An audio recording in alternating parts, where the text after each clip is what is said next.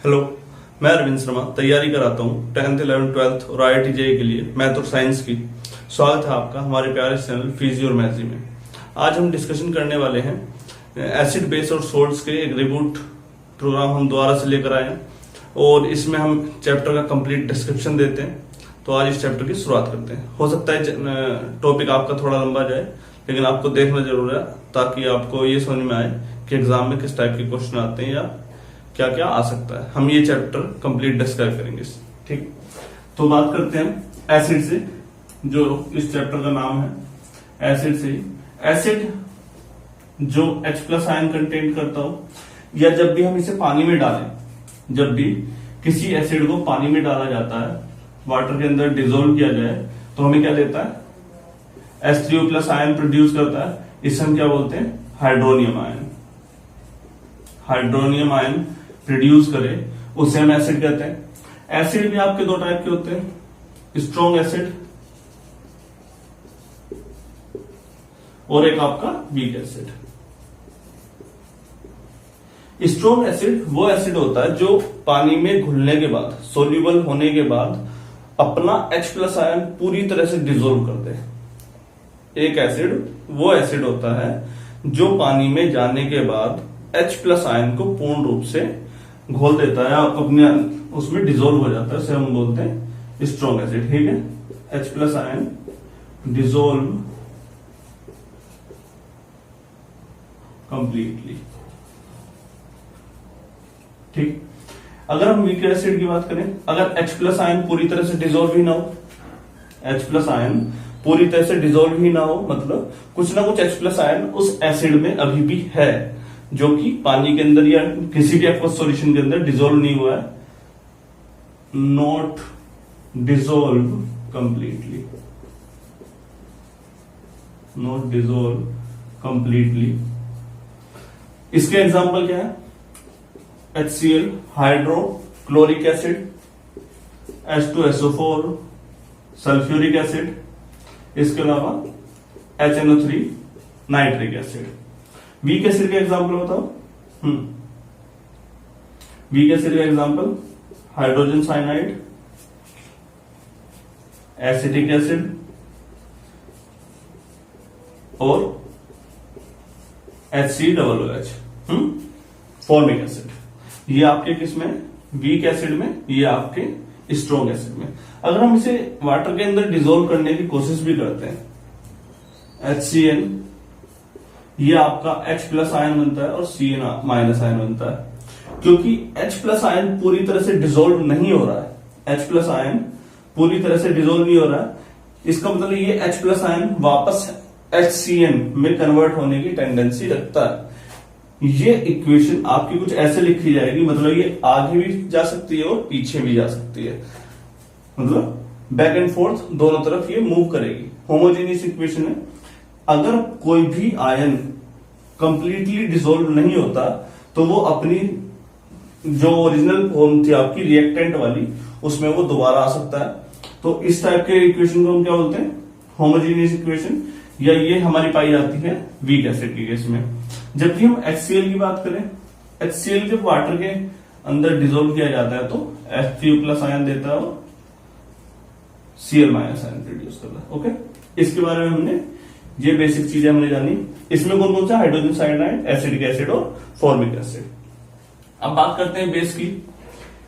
Base जो water के अंदर सोल्यूबल होने पर, जब पानी में से डुबोया जाता है तब OH- आयन प्रोड्यूस करता है।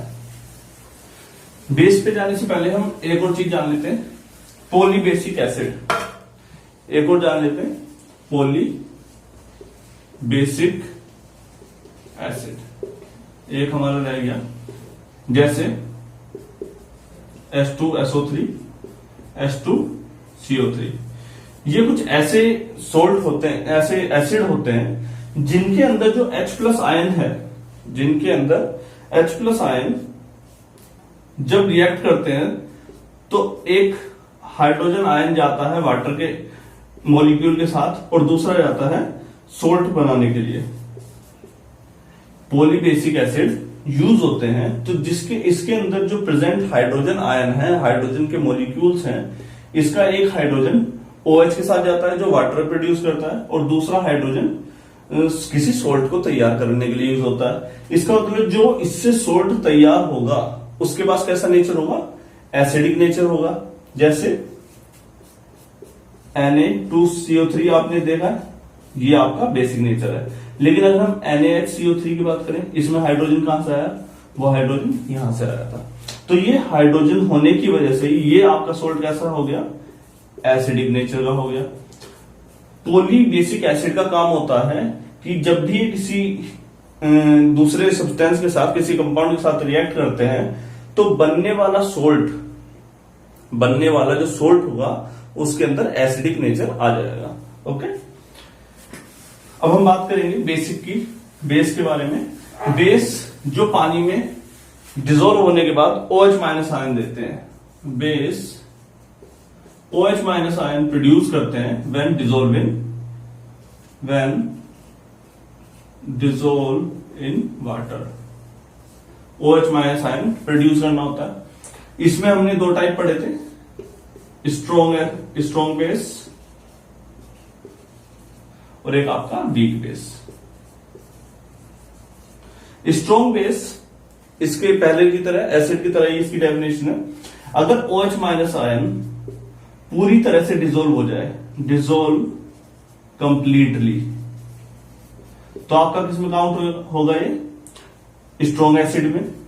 अगर OH माइनस आयन पूरी तरह से डिसॉल्व ना हो तो आपका काउंट होगा वीक बेस में, स्ट्रॉन्ग बेस और वीक बेस में।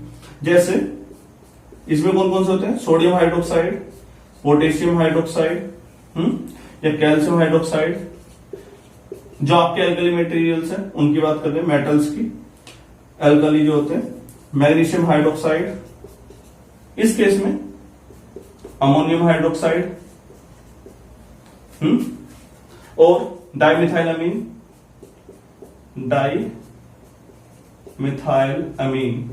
CH3। इसका अगर ठीक से बताऊं तो ये क्या लिखा हुआ है, CH3NH डाइमिथाइलअमीन। ये भी आपका एक वीक बेस में काउंट होता है। वीक बेस की रिएक्शन आपकी कैसी होती है, होमोजेनियस इक्वेशन की तरह होगी। मतलब जो आपका नेक्स्ट प्रोडक्ट बनने वाला है, जैसे अगर हम इसे ब्रेक करें NH4OH को, तो क्या बनेगा आपका, अमोनिया प्लस वाटर। अमोनिया बनेगा और एक वाटर बनेगा। लेकिन क्योंकि ये पूरी तरह से डिसॉल्व नहीं हो रहा है तो ये रिएक्शन आपकी बैक एंड फोर्थ हो सकती है। जो आपके प्रोडक्ट है वो वापस रिएक्टेंट में जा सकते हैं और रिएक्टेंट वाले आपके प्रोडक्ट में जा सकते हैं। ये आपके किस में आए हैं, वीक बेस के अंदर। वीक बेस स्ट्रॉन्ग बेस के अलावा कौन सा होता है, अभी जो हमने पढ़ा था, poly acidic base. Poly acidic base, poly acidic base ऐसे बेस होते हैं जैसे कैल्शियम हाइड्रोक्साइड या मैग्नीशियम हाइड्रोक्साइड, उनमें ही काउंट होते हैं ना, जिनके अंदर जो OH माइनस आयन है, OH माइनस आयन है, ये रिएक्ट करने के साथ, एक जब रिएक्ट करता है किसी कंपाउंड के साथ या किसी एसिड के साथ, जब अगर ये रिएक्ट करें तो रिएक्ट होने के बाद एक जाता है वाटर के मॉलिक्यूल तैयार करने के लिए, वाटर का कंपाउंड तैयार करता है या वाटर को बनाता है, और दूसरा आपका एक बेसिक सोल्ट तैयार करता है। एक ऐसा सोल्ट जिसके अंदर बेस के गुण हो, जिसके अंदर बेस वाले प्रॉपर्टी हो। जैसे कैल्शियम हाइड्रोक्साइड की अगर हम रिएक्शन कराएं HCl के साथ, तो क्या बनेगा, CaOHCl प्लस वाटर। यहां पर जो ये बना आपका एक जो सोल्ट तैयार हुआ, उस सोल्ट के अंदर क्या था, आपका एक बेसिक नेचर था। क्यों, क्योंकि यहां पर OH माइनस आयन है। हालांकि इसकी जो रिएक्शन पढ़ाई जाती है वो कैसे पढ़ाई जाती है, COCl2 प्लस वॉटएवर जो आगे बन रहा है, कैल्शियम ऑक्सीक्लोराइड ब्लीचिंग पाउडर के तैयार करने के लिए भी ऐसी कोई रिएक्शन आ जाती है। लेकिन इसका जो ओरिजिनल नेचर है वो कैसा है, CaOHCl, जिसकी वजह से इस सोल्ट के अंदर बेसिक नेचर आ गया है। तो ये कौन से आपके पॉलीएसिडिक बेस जो पार्शियली कैसे होते हैं, आपके बेसिक नेचर के होते हैं, और पार्शियली कैसे होते हैं, आपके न्यूट्रल नेचर के होते हैं। ओके, हमने एसिड पढ़ा, बेस पढ़ा और एसिड बेस के एग्जाम्पल पढ़े। जब भी कोई सॉल्यूशन है आपके पास, कोई भी सॉल्यूशन आपको दे रखा है और उसका नेचर पता करना है कि वो एसिडिक नेचर का है, बेसिक नेचर का है या फिर न्यूट्रल है, तो उसके बारे में हम किस चीज का यूज करते हैं, इंडिकेटर्स का। इंडिकेटर कौन कौन से होते हैं, नेचुरल इंडिकेटर और आपके आर्टिफिशियल इंडिकेटर। नेचुरल इंडिकेटर में आपका लिटमस पेपर आ जाता है और आर्टिफिशियल में आपके फिनोल्फ्थालीन और मिथाइल ऑरेंज आ जाते हैं। फिनोल्फ्थालीन और मिथाइल ऑरेंज ये सब क्या काम करते हैं, केवल अपना कलर चेंज करके एसिड या बेस का पता लगाते हैं कि हाँ वो एसिडिक है या बेस है। इसमें एक जो नया टर्म निकल के आती है वो है पीएच वैल्यू। इसके बारे में हम थोड़ी देर बाद डिस्कशन करेंगे। जैसे एसिड, बेस और आपका neutral, acid, base and neutral. Litmus paper की बात करें, लिटमस पेपर ब्लू को रेड में कन्वर्ट करता है, बेस को रेड, बेस के लिए रेड से ब्लू में कन्वर्ट होता है, और न्यूट्रल में इसका कलर होता है पर्पल का, पर्पल कलर का दिखाई देता है आपका लिटमस पेपर। अगर हम बात करें फिनोल्फ्थालीन की,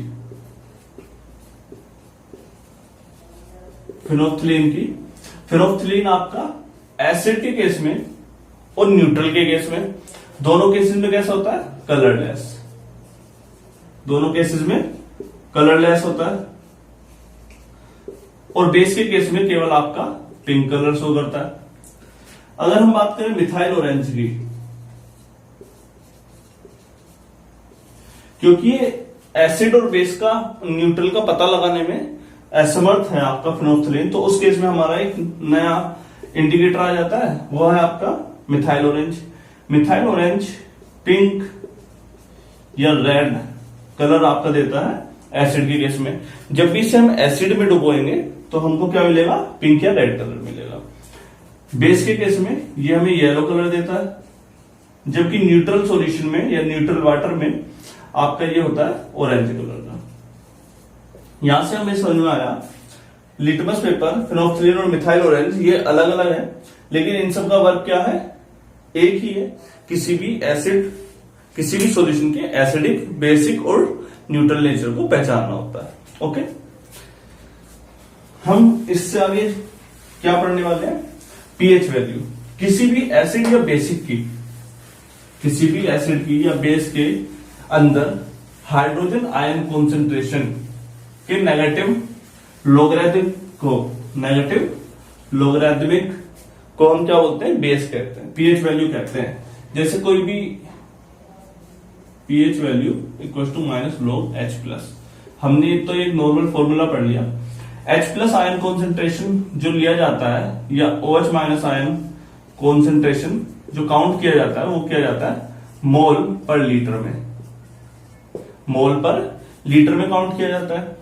H+ आयन और OH- आयन जो ये इस ब्रैकेट के अंदर है, ये दर्शाता है किसी भी सॉल्यूशन के अंदर, किसी भी सॉल्यूशन के अंदर हाइड्रोजन आयन के कितना कॉन्सेंट्रेशन प्रेजेंट है, हाइड्रोजन आयन का कितना कॉन्सेंट्रेशन प्रेजेंट है, कितने मोल हाइड्रोजन आयन के उसमें है। तो ये हमारा किससे दिखाता है, H+ आयन से OH- आयन, और इसकी यूनिट क्या है आपकी, मोल पर लीटर। पीएच वैल्यू का ये फॉर्मूला होता है। इसके अलावा अगर हम बात करें OH की, POH की क्या हो जाएगा, सेम फॉर्मूला हो जाएगा OH-। किसी भी सॉल्यूशन के लिए, किसी भी सॉल्यूशन के लिए किसी भी टेम्परेचर पर, किसी भी सॉल्यूशन के लिए किसी भी टेम्परेचर पर उसमें प्रेजेंट हाइड्रोजन आयन कॉन्सेंट्रेशन और OH- आयन कॉन्सेंट्रेशन का जो प्रोडक्ट होता है, हमने एक नॉर्मल प्रोडक्ट लिया, इसे हम बोलते हैं ionic product. Ionic product, ionic product किसी भी सॉल्यूशन के अंदर H+ आयन और OH- आयन के कॉन्सेंट्रेशन की जो ओरिजिनल वैल्यूज है उनके बारे में हमें डिस्कशन बताता है, उसके बारे में हम डिस्कशन करते हैं, है ना। इसके बारे में भी हम आगे बताते हैं। H प्लस आयन और H माइनस आयन से को आयनिक प्रोडक्ट से बताते हैं। अगर कोई सॉल्यूशन है, कोई भी सॉल्यूशन, अगर हम एक पर्टिकुलर लेवल पे बात करें, एक पर्टिकुलर टेम्परेचर पर, फिक्स टेम्परेचर पर, और वो टेम्परेचर हमने क्या रखा है 25 डिग्री सेंटीग्रेड। 25 डिग्री सेंटीग्रेड पे बात करें तो आयनिक प्रोडक्ट की वैल्यू हमने ले रखी है 10⁻⁻14। तो ये हमें क्या बता रहा है 10⁻⁻14? उस सॉल्यूशन के अंदर प्रेजेंट हाइड्रोजन आयन कंसंट्रेशन और H माइनस कंसंट्रेशन के जो वैल्यूज है उसका प्रोडक्ट बता रहा है ना। तो यहां से हमारा पीएच वैल्यू आ सकती है। इसका हमने डेरिवेशन ड्राइव किया था। डेरिवेशन करने के लिए क्या कर सकते हैं, दोनों तरफ log ले लें।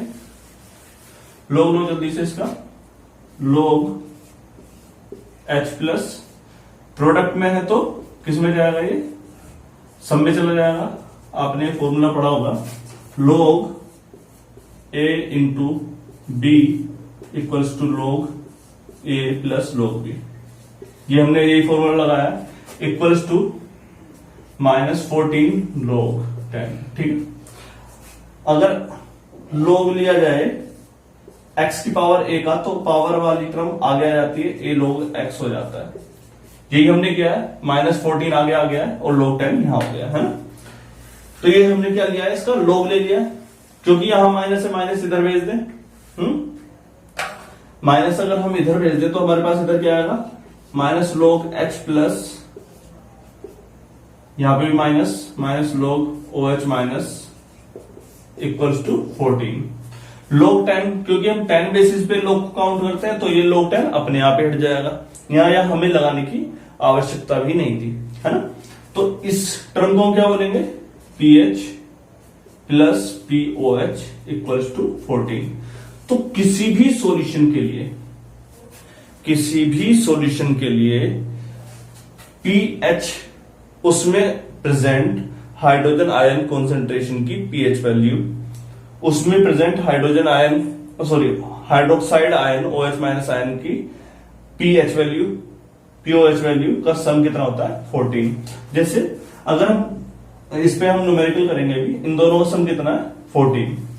इससे हमें एक बात और समझ में आती है, अगर कोई भी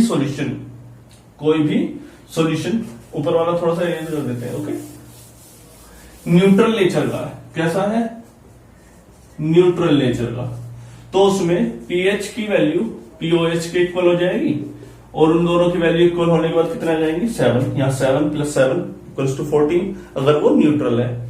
अगर वो हमारा एसिडिक नेचर का है, कैसा, एसिडिक, तो pH की वैल्यू होगी लेस देन 7, pH की वैल्यू कैसी होती है, लेस देन 7, और H प्लस आयन की वैल्यू कितनी होगी, ग्रेटर देन 10⁻⁻7। और अगर हम बेस की बात करें, बेस के केस में pH की वैल्यू कितनी होगी, ग्रेटर देन 7, और हाइड्रोजन आयन कॉन्सेंट्रेशन की वैल्यू बिल्कुल just opposite of the previous one, तो उसकी वैल्यू कितनी हो जाएगी 10⁻⁻7 से लेस। तो हमने यहां से एक टर्म और सीखी, अगर ये न्यूट्रल है तो दोनों में कैसी वैल्यूज आने वाली है, इक्वल आने वाली है, pH इक्वल टू POH, तो pH की वैल्यू हो गई 7।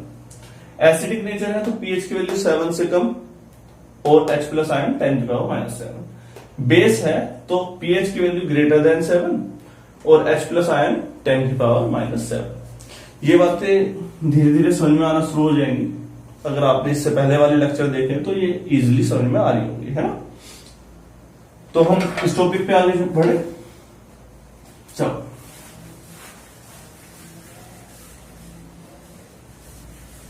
जल्दी से इसे उतारो, जो मैंने लिखा है ये वाला लिखना है, मिथाइल ऑरेंज फिनोक्सिलीन और लिटमस पेपर वाला लिखना है, ये भी लिखना है और वो फॉर्मूला भी लिखना है। जल्दी से इसे निकालो, तब तक हम देखते हैं। लिख लिया, ठीक। अगर हम अपनी बॉडी की बात करें, हमारी बॉडी की, तो हमारी बॉडी के केस में pH की वैल्यू कितनी होती है, 7 से 7.5 के आसपास, मतलब लगभग न्यूट्रल नेचर की होती है ना। किसी भी बॉडी की बात करें तो वो कैसी होती है, 7 से 7.5। अगर हम पानी की केस की बात करें, न्यूट्रल वाटर है, अगर न्यूट्रल वाटर, अब हमने टर्म में ही न्यूट्रल लगा दिया तो पीएच वैल्यू कहां तक आएगी, लगभग वेरी करेगी 7 के आसपास। वैसे आइडियली पीएच इक्वल्स टू 7 ही होना चाहिए, न्यूट्रल है अगर पानी तो। लेकिन एसिड रेन की बात करें, एसिड रेन के केस में क्योंकि उसके अंदर एसिडिक है, एसिड आया कहां से, हमने जो पोल्यूशन फैलाया उससे SO2 निकली, CO2 निकली, और इन्होंने हवा में प्रेजेंट जो पानी है उसके साथ रिएक्ट किया, H2O के साथ रिएक्ट किया, तो आपका क्या बना, एक H2CO3 और एक H2SO3, या इन दोनों के सोल्ट बने जो एसिडिक नेचर के थे, और उन एसिडिक नेचर की वजह से इसकी पीएच की वैल्यू किससे कम हो गई, 7 से कम हो गई। एसिडिक का मतलब 7 से कम ना, तो पीएच की वैल्यू कितनी आ रही है, 5.6। 7 से कम है तो मतलब ये कैसी होगी, एसिडिक नेचर का हो गया। हम बात करें अगर हम डाइजेस्टिव सिस्टम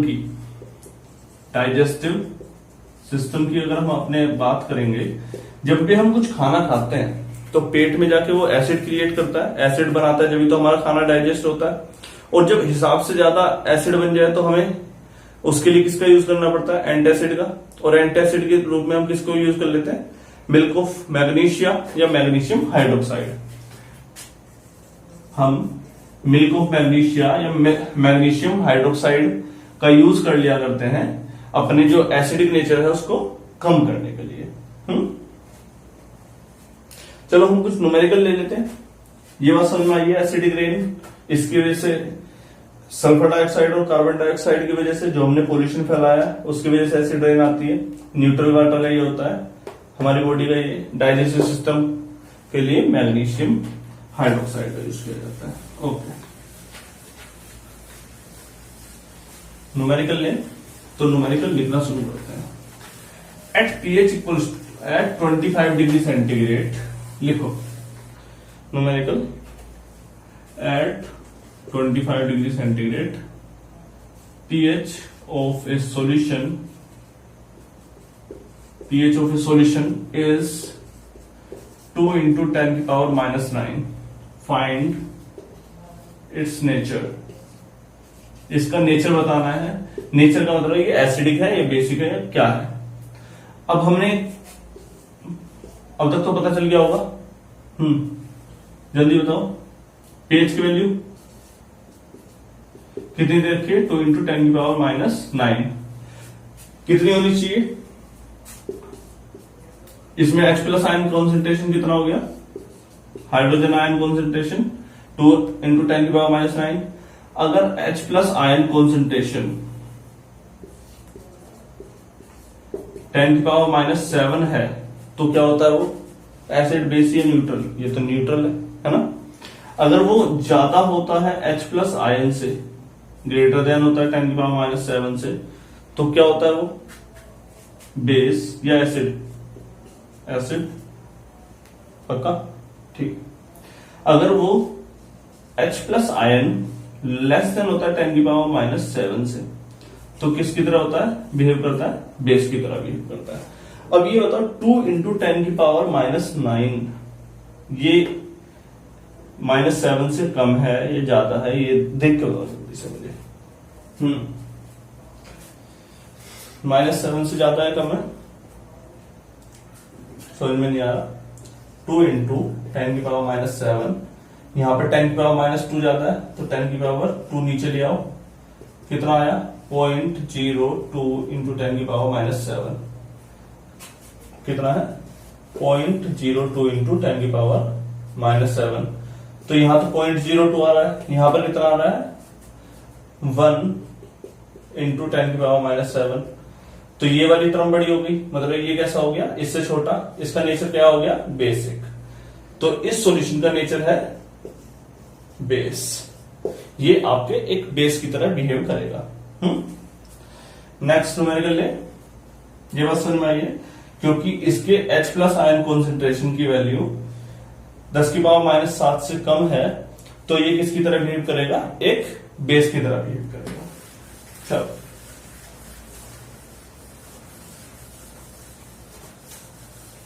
तो अब हम एक थोड़ा अच्छा सा क्वेश्चन ले लेते हैं। पीएच इधर से ज्यादा बेहतर है, अच्छा ही आ गया I think. PH of NaOH in a solution is 12। pH कितना दे दिया NaOH का 12। फाइंड, अब फाइंड क्या करना है, first POH for NaOH, second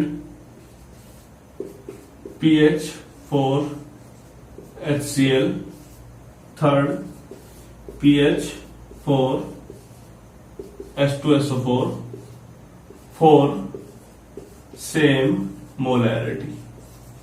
अब ये सेम मोलैरिटी बोल देने का क्या मतलब है, सेम मोलैरिटी बोल देने का मतलब ये है कि जितने NaOH है, जितने NaOH में H+ आयंस हैं, ऐसे समझ में नहीं आएगा, मतलब एसिड और बेस दोनों की जब रिएक्शन कराए, एसिड दोनों की टक्कर होने के बाद क्या हो जाए, एक न्यूट्रल नेचर बन जाए। सेम मोलैरिटी का मतलब जितने H+ आयन हो उतने ही OH- आयन हो, मतलब NaOH और HCl की जो मात्रा हो वो दोनों इक्वल हो, इसलिए हमारा कैसा नेचर तैयार हो जाए, एक न्यूट्रल नेचर तैयार हो जाए। और उस न्यूट्रल नेचर की वैल्यू, उस न्यूट्रल नेचर के लिए ही हमें पीएच की वैल्यू निकालनी पड़ेगी, है ना। तो एक सिंपल सा फॉर्मूला है पहला वाले केस के लिए, POH ऑफ NaOH, वो तो सिंपल क्वेश्चन है आपका, pH plus POH equals to 14।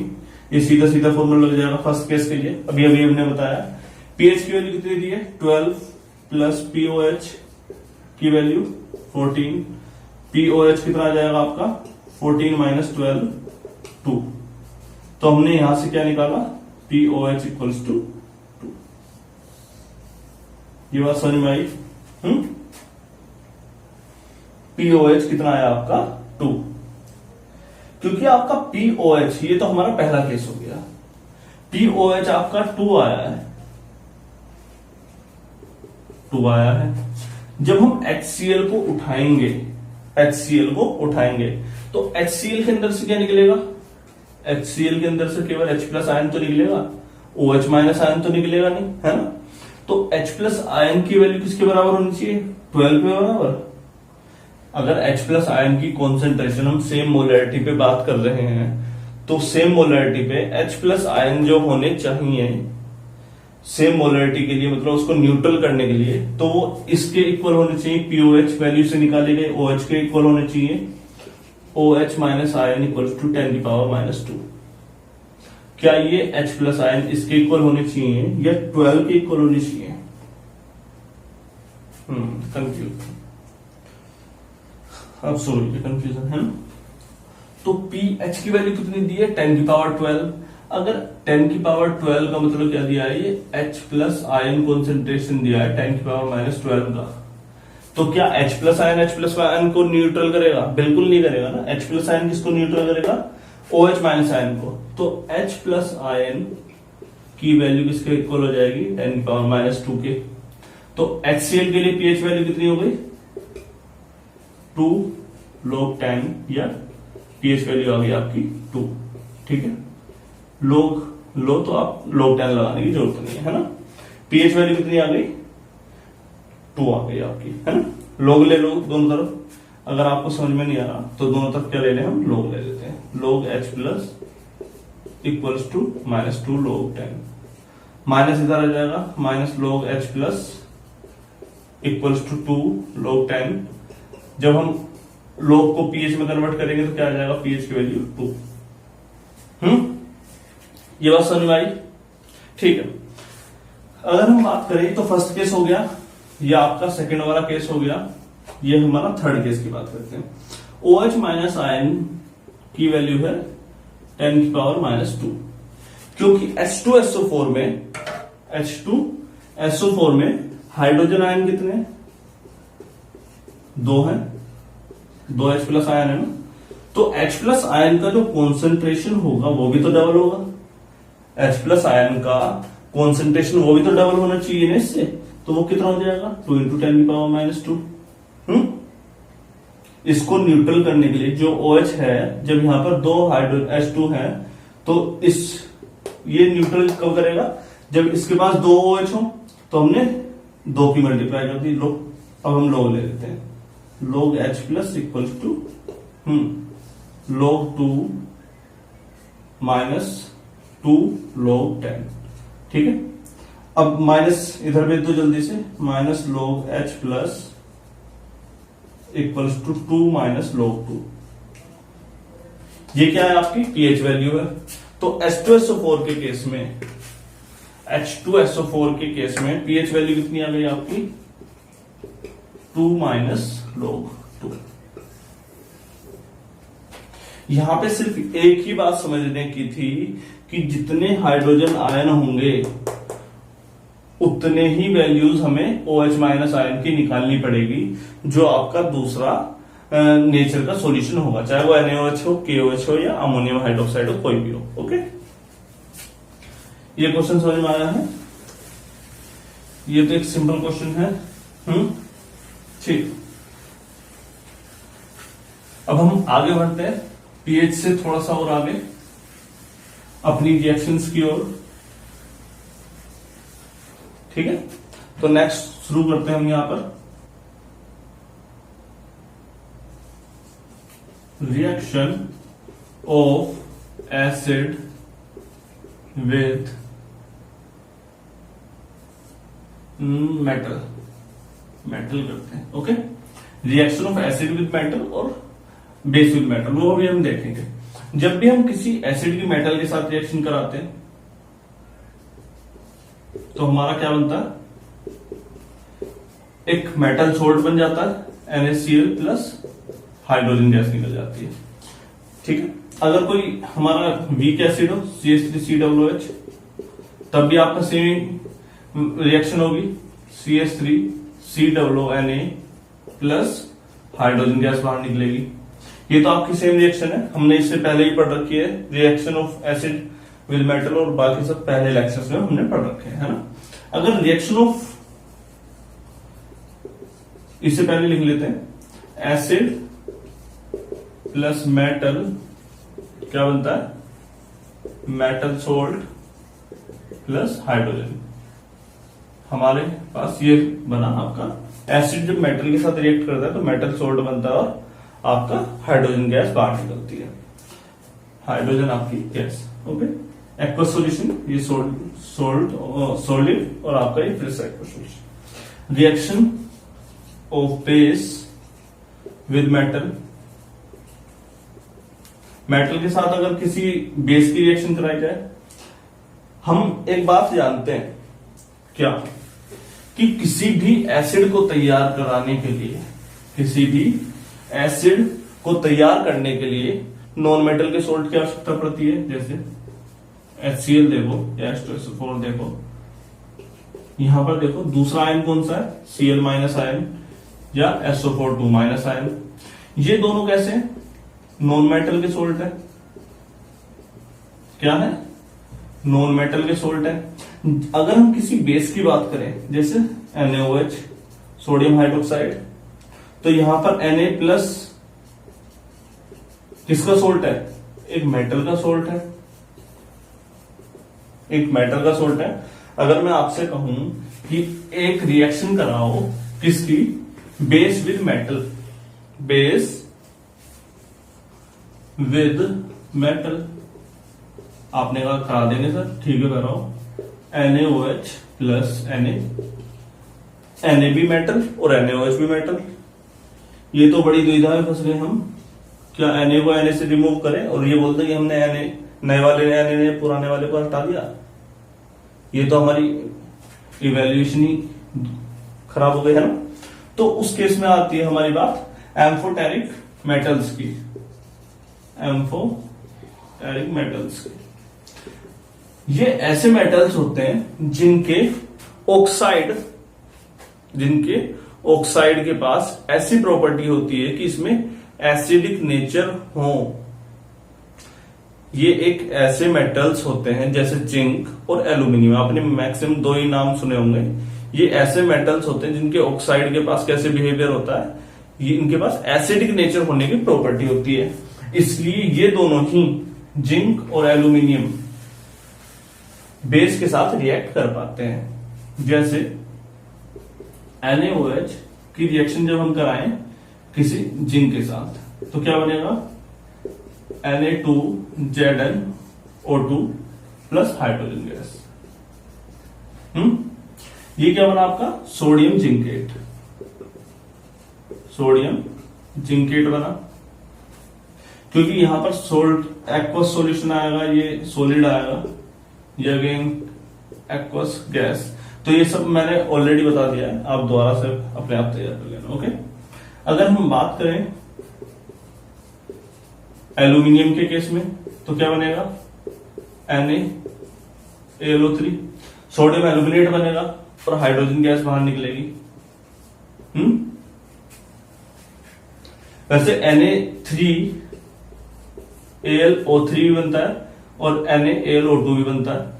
ये मतलब इसके अलग अलग प्रारूप हैं, अलग अलग फॉर्म्स में पाया जाता है सोडियम एल्यूमिनेट, Na3AlO3, NaAlO2, ये मतलब दोनों केसेस में ही प्रेजेंट होता है।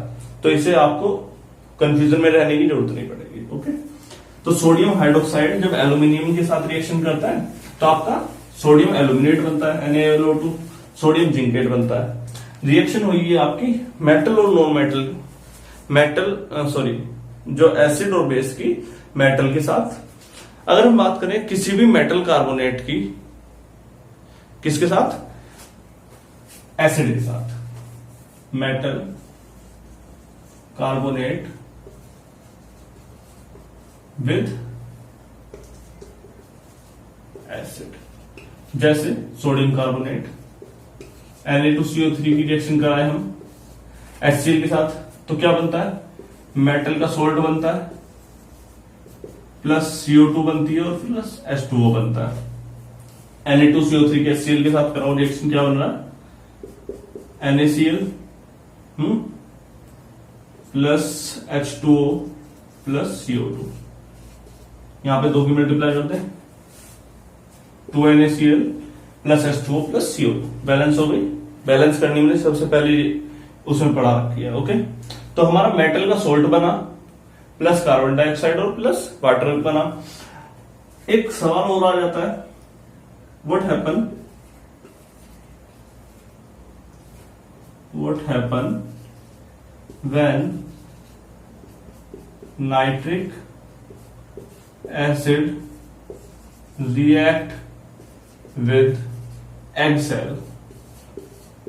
एग सेल के साथ अगर नाइट्रिक एसिड की रिएक्शन कराई जाए, अब एग सेल का क्या मतलब आ गया, एग सेल वो एग के ऊपर का जो सफेद वाली होती है, उसके अंदर क्या होता है, कैल्शियम कार्बोनेट CaCO3। अब ये फिर से कार्बोनेट की बात आ गई, कैल्शियम कार्बोनेट की अगर HNO3 के साथ रिएक्शन कराओगे तो क्या बनेगा, कैल्शियम नाइट्रेट CaNO3 का whole twice plus H2O plus CO2। Okay, calcium nitrate बनेगा, H2O बनेगा और कार्बन डाइऑक्साइड बनेगा, जो हमने बताया metal salt plus carbon dioxide plus water, यही बनता है। अगर कार्बोनेट के अलावा हम बाइकार्बोनेट ले लें, क्या ले लें, NaHCO3, बाइकार्बोनेट, मेटल बाइकार्बोनेट या मेटल हाइड्रोजनी कार्बोनेट, NaHCO3 प्लस HCl, तो आपका अगेन वही बनेगा, metal salt plus carbon dioxide plus आपका वाटर। देखो रिएक्शन मेंटेन करते हैं, NaCl plus H2O plus CO2, आपका सेम प्रोडक्ट बन रहा है, सोडियम क्लोराइड, वाटर और कार्बन डाइऑक्साइड। तो हमने ये बात सीखी है कि जो आपका मेटल कार्बोनेट होते हैं या मेटल बाइकार्बोनेट, वो जब रिएक्ट करते हैं with acid becomes a metal salt, water and carbon dioxide. Okay, अगर हम मेटल कार्बोनेट को सोचे कि वो मेटल एसिड की जगह बेस के साथ रिएक्शन करे, क्या होगी, जल्दी बताओ। अगर हम ये सोचें कि मेटल कार्बोनेट में Na2CO3 की रिएक्शन कराओ मेटल के साथ, क्या होगी? अब ये भी जस्ट पहले ही आंसर दिया है। इसके अंदर क्या है? Na+। किसी भी बेस को तैयार करने के लिए, बेस मतलब NaOH KOH को तैयार करने के लिए मेटल की ही आवश्यकता पड़ रही है। किसकी पड़ रही है? मेटल आयन की। अगर यहां पर ऑलरेडी मेटल है किसी बेस में, तो क्या ये बेस के साथ रिएक्ट करेगा? बेस मतलब NaOH के साथ ऑलरेडी Na है, यहां पर भी ऑलरेडी Na है, रिएक्ट ही नहीं होगी। क्योंकि ये वाला भी सोडियम आयन से बना है, ये भी सोडियम आयन से बना है। इसके पास कैसा बिहेवियर आ गया? एक बेस की तरह बिहेव करेगा। It will behave like a base. इसीलिए ही इसकी रिएक्शन एसिड में हो पा रही है, बेस में नहीं हो पा रही। आपने इससे पहले कभी सुना KOH के साथ रिएक्शन हुई Na2CO3? किसी ने बता भी दिया होगा तो पागल बना दिया होगा, झूठ बोल रहा है ना? तो आपको ये याद रखना है कि जिसमें Na+ K+ या मेटल आयन आ जाए, उसकी रिएक्शन किसी भी मेटल के साथ बहुत ही मुश्किल से होगी। जो अभी भी पहले पड़ी थी, सोडियम जिंकेट या सोडियम एल्यूमिनेट बनाया, उसके अलावा नहीं, है ना? तो सोचने वाला विषय है कि आप मेटल आयन और नॉन मेटल आयन को देखकर ही पहचान जाओ कि क्या वो रिएक्शन होने वाली है या नहीं होने वाली है। मेटल कार्बोनेट समझ में आया है? ठीक है, बात करते हैं मेटल ऑक्साइड विद बेस या एसिड होगा ना। मेटल आ गया, फिर अब तो बेस नहीं लगा ना, ठीक है। चलो, sodium oxide, calcium oxide, magnesium oxide, reaction कराओ जल्दी से। HCl के साथ, H2SO4 के साथ, HNO3 के साथ। जल्दी से कराओ, अपने आप करा देना, मेरी आवश्यकता पड़ेगी। जल्दी देखो, जरूरत पड़ रही है। NaCl प्लस वाटर, यहां पर calcium sulphate plus water, again magnesium nitrite NO3 का होल ट्वाइस प्लस वाटर। मतलब आपका एक तो वाटर बन रहा है। जब भी मेटल ऑक्साइड रिएक्ट कर रहा है किसके साथ? एसिड के साथ, तो आपका मेटल सोल्ट तैयार हो रहा है एज वेल एज वाटर तैयार हो रहा है। ये दोनों चीज हमने देखी, मेटल सोल्ट और वाटर तैयार हो रहा है। ये बात समझ में आई है? तो अब ये बात तो समझाने की नहीं होगी कि मेटल ऑक्साइड की रिएक्शन बेस के साथ नहीं होगी, मेटल आ रहा है इसलिए। ओके, अब तो दोबारा नहीं समझाना पड़ेगा। अब इससे पहले जो समझाया है उसको दोबारा नहीं बताना पड़ेगा, ठीक। अब हम बात करें नॉन मेटल ऑक्साइड की। नॉन मेटल आप जो भी बोलते हो, non metal oxide with base. Non metal मतलब CO2 सल्फर डाइऑक्साइड, जिसमें नॉन मेटल प्रेजेंट हो, कार्बन, सल्फर या फिर क्लोरीन या उससे रिलेटेड कोई भी नॉन मेटल का ऑक्साइड हो। अगर ये रिएक्शन करते हैं किसी बेस के साथ, तो क्या बनेगा? Na2CO3 कार्बोनेट तैयार हो रहे, देखो Na2CO3 प्लस हाइड्रोजन गैस बाहर आ रही है।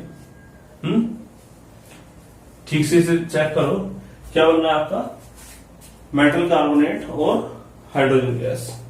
यहां पर भी सेम केस हो जाएगा, K2SO4 plus hydrogen gas.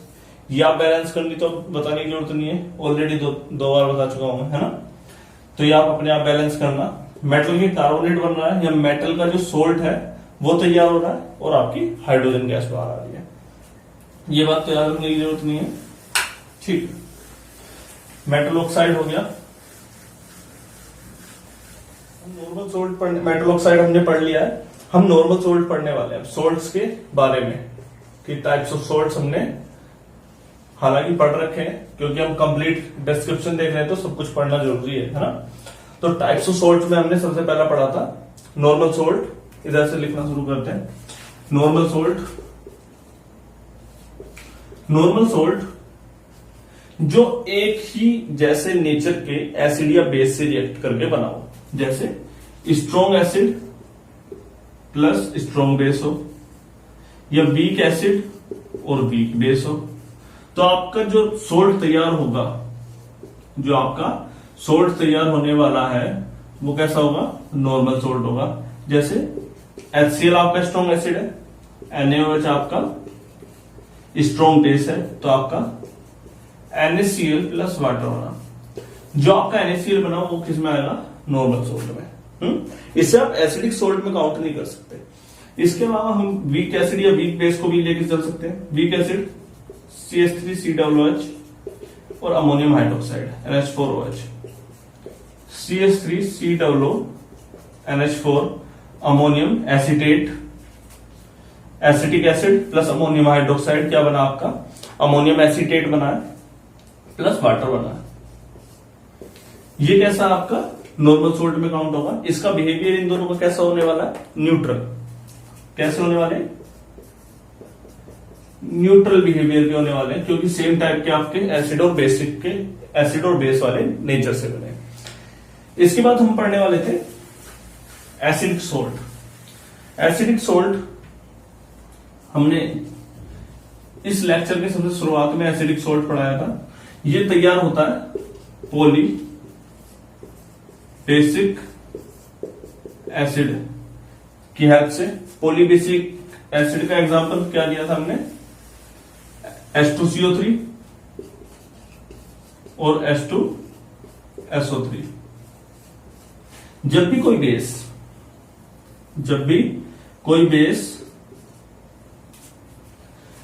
Base react करता है किसी पॉली बेसिक एसिड से, H2CO3 से, तो आपका NaHCO3 ये एक ऐसा सोल्ट तैयार होता है जब भी कोई आपका बेस रिएक्ट करता है किसी पॉली बेसिक एसिड के साथ, तो एक ऐसा सोल्ट तैयार होता है जिसमें हाइड्रोजन आयन प्रेजेंट हो। हाइड्रोजन आयन प्रेजेंट होता है, देखो ये हाइड्रोजन आयन है नहीं है, तो इसका नेचर कैसा हो गया, NaHCO3 बना, साथ में क्या बन जाएगा, वाटर बन जाएगा। मतलब इसके अंदर जो प्रेजेंट हाइड्रोजन आयन है H, एक तो गया OH के साथ रिएक्ट करने और दूसरा वाला गया Na वाले के साथ कंपाउंड तैयार करने। एक हमने सोल्ट तैयार कर दिया और हाइड्रोजन आयन प्रेजेंट होने की वजह से एसिडिक नेचर का हो गया।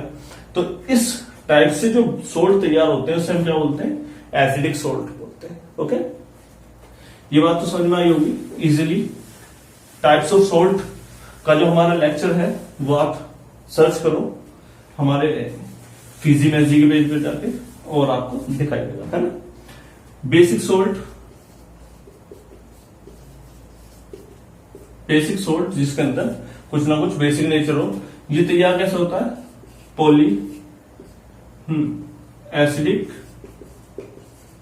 बेस की हेल्प से तैयार होता है। पॉली एसिडिक बेस जैसे कैल्शियम हाइड्रोक्साइड या मैग्नीशियम हाइड्रोक्साइड, ये आपके पॉली एसिडिक बेस में आ जाते हैं। जब आपकी रिएक्शन करा दें कैल्शियम हाइड्रोक्साइड की HCl के साथ, तो क्या बनता है, CaOHCl, CaOHCl और साथ में आपका वाटर बना है H2O। मतलब इसके अंदर जो OH माइनस आयन प्रेजेंट है, OH माइनस आयन, देखो एक रिएक्ट करने जा रहा है H के साथ, दूसरा रिएक्ट करके क्या तैयार कर रहा है, एक हमारा कंपाउंड तैयार कर रहा है जिसके अंदर OH माइनस आयन है। ये ऐसा सोल्ट है जिसके अंदर OH माइनस आयन है। तो इस सोल्ट का नेचर कैसा हो गया, बेसिक नेचर। ये बात समझ में आ रही है, बहुत स्लोली समझा रहा हूं मैं। OH माइनस आयन ये कैसे बेसिक नेचर का हुआ है, क्योंकि इसके अंदर OH माइनस आयन है, ठीक है। क्योंकि लेक्चर बहुत लंबा हो जाएगा इसलिए मैं थोड़ी सी स्पीड से चलना पड़ रहा है ना। एसिडिक सोल्ट, बेसिक सोल्ट, इसके साथ में क्या चलना है हमारा, इसके बाद बताओ और कौन कौन से सोल्ट पढ़े हमने। सोल्ट का नाम बताओ अगर तुमने लेक्चर देखा तो। मिक्स्ड से पहले डबल आता है ना, double salt,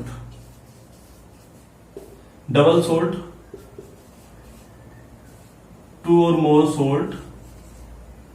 more simple salt या नॉर्मल सोल्ट कंबाइंड होके क्या बना लेते हैं आपका एक डबल सोल्ट बना लेते हैं, जैसे FeSO4 NH4 का होल ट्वाइस SO4.6H2O। ये किसका फॉर्मूला है आपका? मोहर सोल्ट का। मोहर सोल्ट हिंदी में क्या बोलते हैं? मोहर लवण। सोल्ट को क्या बोलते हैं? लवण, मोहर लवण। तो ये मोहर सोल्ट का है। इसकी खासियत क्या होती है? इसके अलावा हमने जो लास्ट टाइम पढ़ा था K2SO4 Al2 SO4 का होल थाइस 0.24 H2O है। यहां पर वाटर के कितने मॉलिक्यूल्स है? H6, यहां पर 24। इसके अंदर जितने भी आयन प्रेजेंट होते हैं सब अपने आप को रिप्रेजेंट करते हैं। आप इसे पानी में डालो, सॉल्यूशन में डालो, किसी भी लिक्विड में, उसके अंदर Fe अपनी रिप्रेजेंट देगा कि हाँ मैं भी हूं। सल्फेट अपनी देगा SO4 हाँ जी मैं भी जिंदा हूं। अमोनियम अपनी रिप्रेजेंटेशन देगा, सल्फेट आयन अपनी रिप्रेजेंटेशन देगा। मतलब जितने भी आयन हैं हर कोई अपनी अपनी रिप्रेजेंटेशन देने में लग जाएगा कि मैं हूं। ठीक है, तो अपनी उपस्थिति बताने वाले इस डबल सोल्ट को, जिसमें दो या दो से ज्यादा सोल्ट हैं, उसे हम डबल सोल्ट कहते हैं। ओके, इसके अपोजिट एक आता है कॉम्प्लेक्स सोल्ट, जिसके अंदर जितने भी आयन हो, एक सेंटर आयन होता है, एक कैसा आयन होता है? सेंटर वाला आयन होता है, और उस सेंटर वाले आयन से जो भी आपके आयन्स हैं 4, 5, 6, ठीक है, जो भी आपके आयन्स हैं वो जुड़े होते हैं एक कॉम्प्लेक्स बॉन्ड के थ्रू। कॉम्प्लेक्स बॉन्ड का मतलब एक ऐसा बॉन्ड जिसे वो तोड़ना नहीं चाहते। अगर आप इसे उठा करके पानी के अंदर डाल दो, क्या करोगे? पानी के अंदर डाल दो तो ये आयन एक दूसरे को छोड़ेंगे नहीं। अगर ये छोड़ेंगे नहीं तो अपनी रिप्रेजेंटेशन नहीं देंगे कि हम हैं।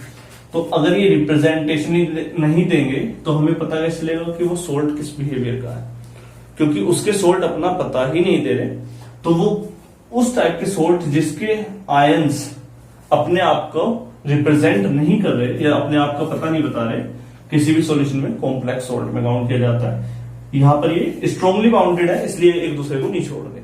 लास्ट केस में ये इजिली बाउंडेड थे, इन्होंने छोड़ दिया था। कॉम्प्लेक्स सोल्ट K4FeCN6, इसका ये नॉर्मल कंपाउंड है। इसके बाद आ जाती है आपकी बात, इसके बाद आता है आपका मिक्स्ड सोल्ट। मिक्स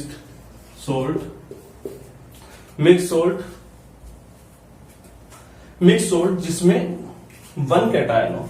क्या हो? वन कैटायन या वन पॉजिटिव रेडिकल हो, तो साथ में टू एनायंस हो। एनायंस मतलब negative charge particle, positive ions, जिसमें अगर एक कैटायन हो तो दो एनायन हो, और अगर एक एनायन हो तो दो कैटायन हो।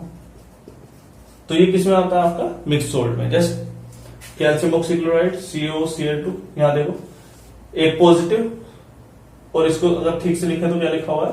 COCl। दो आपके कैसे हैं? नेगेटिव है, एक आपका पॉजिटिव आयन है। ये किसमें है? आपका मिक्स सोल्ट में। और क्या है? पोटेशियम सोडियम सल्फेट, दो आपके पॉजिटिव एक नेगेटिव, मिक्स सोल्ट। मतलब दो सोल्ट ऐसे हो जो कैटायन हो या पॉजिटिव रेडिकल के हो, और एक ऐसा हो नेगेटिव रेडिकल का हो। मतलब वाइस वर्सा चल रहा है, 2:1 का रेशियो हमारा चल रहा है, तो वो किसमें आएगा? आपका मिक्स सोल्ट में काउंट होगा। ठीक है, तो हमने अब तक जितने भी टाइप के सोल्ट्स हैं वो हमने पढ़ लिए, और इससे पहले जो भी हमने पढ़ा वो हमने एक ब्रीफ इंफॉर्मेशन थी। इससे अगर वाइड इंफॉर्मेशन चाहिए इन्हीं चीजों की, तो आप हमारे जो लेक्चर्स बने हुए हैं पर्टिकुलरली उस पर जाके देखिए, आपको बहुत अच्छे से एलैबोरेशन मिला हुआ है, वो समझ में आएगा। ओके, तो नेक्स्ट हम बात करेंगे सिर्फ बात ही कर रहे हैं, बातें करना सीखा ही हमने। Formation of sodium hydroxide, sodium hydroxide NaOH, हमने ये बताया था NaOH बनता कैसे, जब आप NaCl सोडियम क्लोराइड की रिएक्शन कराते हैं वाटर के साथ तो आपका NaOH बनता है, प्लस Cl माइनस गैस निकलती है, और प्लस आपकी Cl2 गैस निकलती है, और साथ में आपका हाइड्रोजन गैस निकलती है। ये आपका सोडियम हाइड्रोक्साइड के फॉर्मेशन की रिएक्शन है, जहां आपके सोडियम क्लोराइड का एक्वस सॉल्यूशन या ब्राइन, आप इसे कंप्लीटली कहेंगे, ये रिएक्ट करता है क्लोरीन और हाइड्रोजन गैस बनाता है। ये दोनों आपकी गैसेज हैं, ये भी गैस, ये और ये आपका एक्वस सॉल्यूशन है। इसमें हमने पढ़ा था कि आपने एक बीकर लिया है, बीकर के अंदर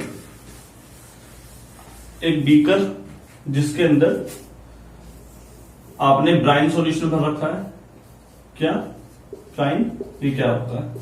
सोडियम क्लोराइड, नमक, सोल्ट, और वाटर, पानी का घोल या सॉल्यूशन को हम ब्राइन कहते हैं। ओके, ये हमने इसके अंदर भर दिया, हम लोग सारे में हमने ब्राइन ही ब्राइन कर दिया। इसमें दो टर्मिनल बनाने थे हमने टर्मिनल बनाने के लिए एक कैथोड लगा लिया, एक एनोड। ये कैथोड हो गया और ये आपका पॉजिटिव वाला क्या हो गया? एनोड। ओके, कैथोड और एनोड की खासियत क्या है कि जब भी इसमें हम करंट प्रोवाइड कराएंगे, कैथोड पर क्या जाएगा? कैटायन। कैथोड पर क्या जाएगा? अगर हम इसे ठीक से देखें तो हमारे पास कौन कौन से आयन है?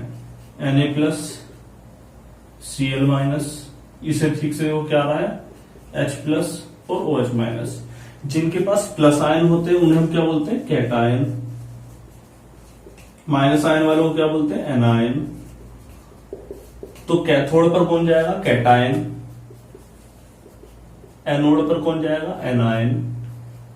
कितनी आसानी से याद हो रहा है ना, कैटायन एनायन करके, है ना? ऐसे याद हो जाता है बस।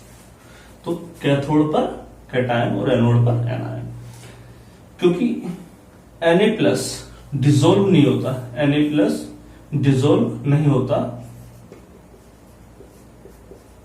नहीं हो सकता, ये घुल नहीं सकता पानी के अंदर, है ना? तो आपके पास क्या बचा? H+। तो H2O ने किस में टूटा? H+ और OH-। ओके, क्योंकि H+ गया आपका कैथोड के पास, तो H+ आयन ने 2 इलेक्ट्रॉन लूज किए और किस में कन्वर्ट हो गया? H2 में। हाइड्रोजन आयन ने 2 इलेक्ट्रॉन गेन किए, लूज किए, पहले ये बताओ मुझे। H+ आयन ने, H+ हाइड्रोजन ने यहां पर इससे 2 इलेक्ट्रॉन लूज किए होंगे, गेन किए होंगे। चलो अभी देखते हैं। लेकिन हमारे पास क्या बना? हाइड्रोजन गैस, H2 गैस बनी, यहां से वो H2 गैस हमने निकाल दी। ठीक है, अब हम बात करते हैं, फिलहाल एनोड पर आ जाते हैं। कैथोड की बात खत्म हो गई, बात करें अब हम एनोड की। एनोड पर कौन कौन जा रहा है? क्लोरीन गैस जा रही है। Cl-, इसने बनाई क्लोरीन और 2 इलेक्ट्रॉन इसने लॉस किए, गेन किए। अगेन जो है बात आ गई, यहां पर माइनस चार्ज है। माइनस का मतलब क्या होता है? इसने पहले ही इलेक्ट्रॉन ले रखे होंगे मतलब ज्यादा होंगे। माइनस के पास, इसके पास क्या है? कर्जा है, इसने कर्जा छोड़ दिया। Loss of electron, loss of electron का मतलब ऑक्सीडेशन, गेन ऑफ इलेक्ट्रॉन मतलब रिडक्शन। तो कैथोड के पास क्या हुआ? रिडक्शन, और एनोड के पास क्या हुआ? ऑक्सीडेशन। ये बात समझ में आई? ठीक से देखो जरा। कैथोड के पास रिडक्शन हुआ क्योंकि यहां पर इसने 2 इलेक्ट्रॉन को गेन किया है ना? इसने 2 इलेक्ट्रॉन को छोड़ा है, और लॉस ऑफ इलेक्ट्रॉन क्या होता है आपका? ऑक्सीडेशन। अब तक हमने H+ की बात कर ली, Cl- की बात कर ली, हाइड्रोजन भी बना दी। बचा क्या? एक आपका OH- आयन और एक सोडियम+ आयन, जो आपके डिसोल्व नहीं होते। अब ये डिसोल्व नहीं हो रहे तो क्या करेंगे? एक दूसरे को स्टेबल बनाने के लिए रिएक्शन करेंगे। Na प्लस और OH माइनस ने आपस में एक एक इलेक्ट्रॉन की शेयरिंग की और क्या बना आपका सोडियम हाइड्रोक्साइड, जो आपके इसके अंदर रह जाएगा। ठीक है, बाकी आपकी क्लोरीन गैस कहां से निकलेगी? क्लोरीन गैस किस पे गई थी? एनोड पर। हमने ये रिएक्शन किस पे पढ़ी थी? एनोड पर। एनायन देखो किस पे जा रहा है? एनोड पर। कैटायन कैथोड पर। तो ये किसके पास गई है? क्लोरीन यहां से निकलेगी एनोड के पास से, तो हमने क्लोरीन गैस निकाल दी।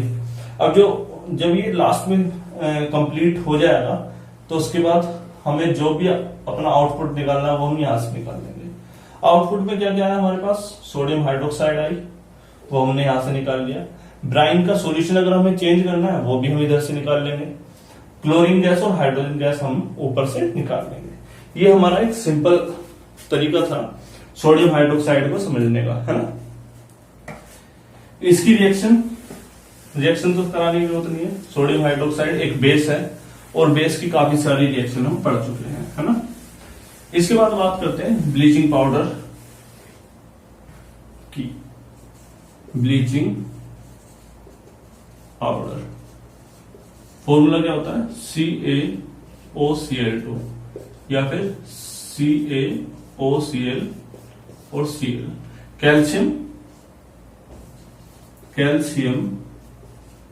ऑक्सीक्लोराइड, कैल्शियम ऑक्सीक्लोराइड CaOCl2 का। जब हम स्लैक्ट लाइम में भी dry select lime calcium hydroxide को कहते हैं। कैल्शियम हाइड्रोक्साइड ये ड्राई स्लैक्ट लाइम के ऊपर क्लोरीन को फ्लो कराते हैं तो हमें क्या मिलता है? CaOCl और Cl। कैल्शियम ऑक्सीक्लोराइड मिलता है, साथ में प्लस वाटर मिलता है।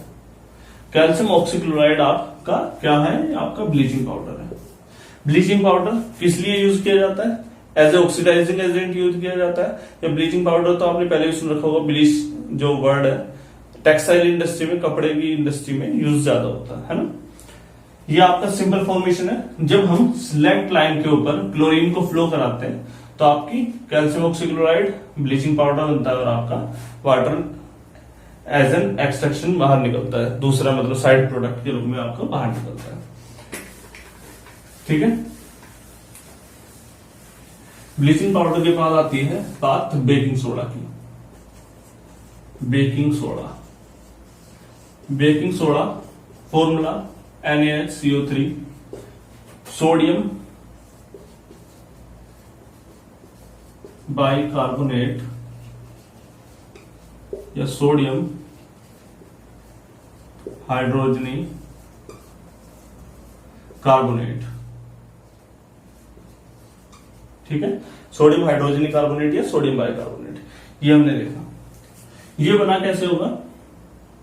सबसे पहले NaCl plus H2O, NaCl plus water, ये क्या बना आपका? ब्राइन। 2 बार या 3 बार बता चुके हम। इस ब्राइन सॉल्यूशन के साथ रिएक्शन कराई हमने, इसके साथ NH3 को कंबाइन कराया और एक सैचुरेटेड सॉल्यूशन बनाया। क्या बनाया? ये सैचुरेटेड सॉल्यूशन। सैचुरेटेड सॉल्यूशन क्या होता है?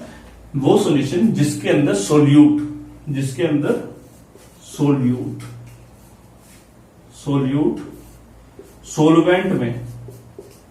सोल्वेंट में मैक्सिमम अमाउंट में घुला हुआ हो। सोल्वेंट में मैक्सिमम अमाउंट में घुला हुआ हो, उसे हम क्या बोलते हैं? Saturated solution. सोल्यूट क्या होता है? जिसे घोला जाता है, सोल्वेंट जिसमें घुला जाता है, पानी और चीनी। ओके, अब इस सैचुरेटेड सॉल्यूशन में जब हम कार्बन डाइऑक्साइड को फ्लो कराते हैं, इसमें क्या करा दिया? कार्बन डाइऑक्साइड को इसके ऊपर से फ्लो कराया है, इसके अंदर से कार्बन डाइऑक्साइड को फ्लो कराया, तो हमारे पास क्या बनेगा? एक NH4Cl, अमोनियम क्लोराइड और एक NaCO3। रिएक्शन हम लिख लेते हैं अभी, plus CO2 equals to NH4Cl ammonium chloride plus NaCO3। ये लिख देता हूं मैं, अमोनियम क्लोराइड और सोडियम बाई कार्बोनेट, ये हमने लिख रखा है। तो ये रिएक्शन समझ में आई। ब्राइन सॉल्यूशन बना, ब्राइन को अमोनिया के साथ सैचुरेटेड कराया। इस सैचुरेटेड सॉल्यूशन में जब हमने कार्बन डाइऑक्साइड को फ्लो कराया CO2 को, तो हमारे पास क्या बना, अमोनियम क्लोराइड और NaHCO3। क्योंकि हम ये लेक्चर बहुत ज्यादा लेंदी होता जा रहा है, तो हम इसे थोड़ा शॉर्ट में चल रहे हैं। इसका अगर आपको डिस्क्राइब वो देखना है डिस्क्रिप्शन अच्छे से, तो आप उसमें जाइए, हमने डायग्राम बना के समझा रखा है ना। अगर आपने देखा होगा तो समझ में आ गया होगा।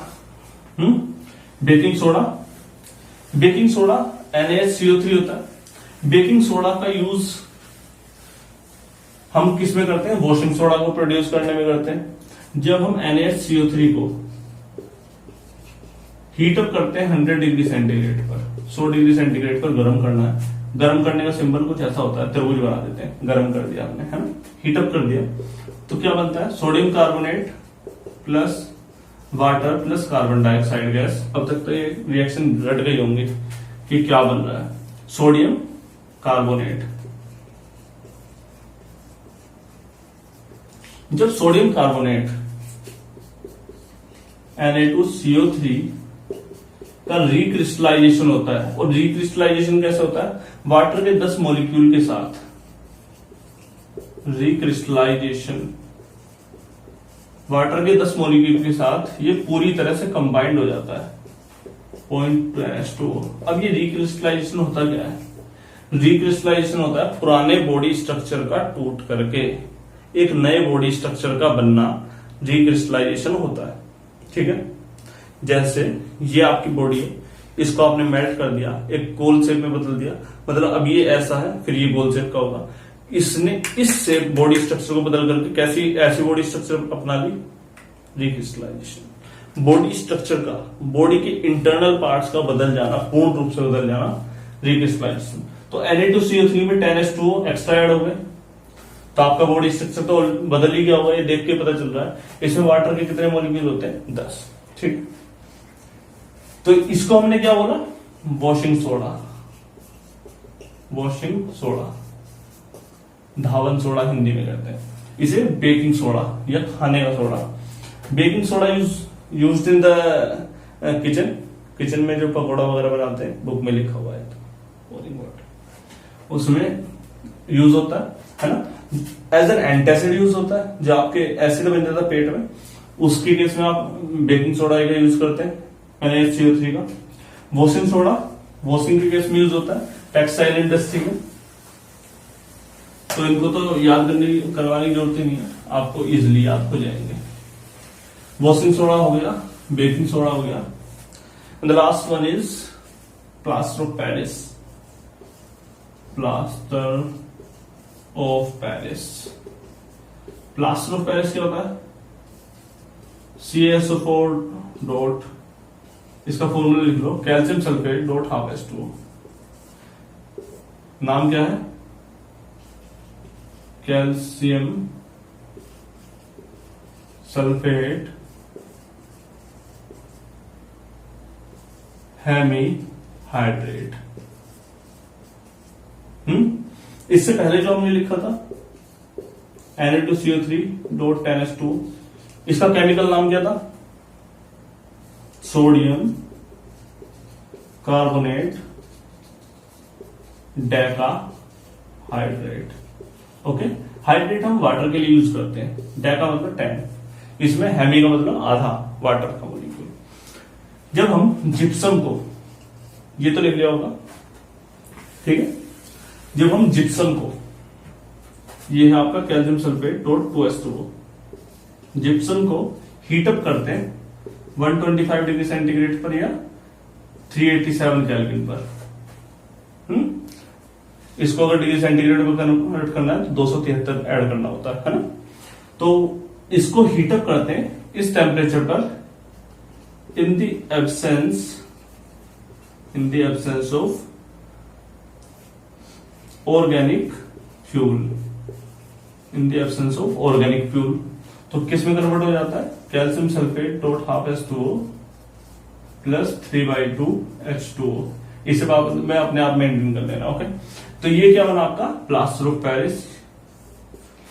प्लास्टर ऑफ पेरिस तैयार होता है in the absence of organic fuel. अब in the absence of organic fuel क्यों, अगर in the presence of organic fuel हो जाएगा ऑर्गेनिक फ्यूल, तो क्या बन जाएगा आपका कैल्शियम सल्फाइड बन जाएगा, कैल्शियम सल्फाइड।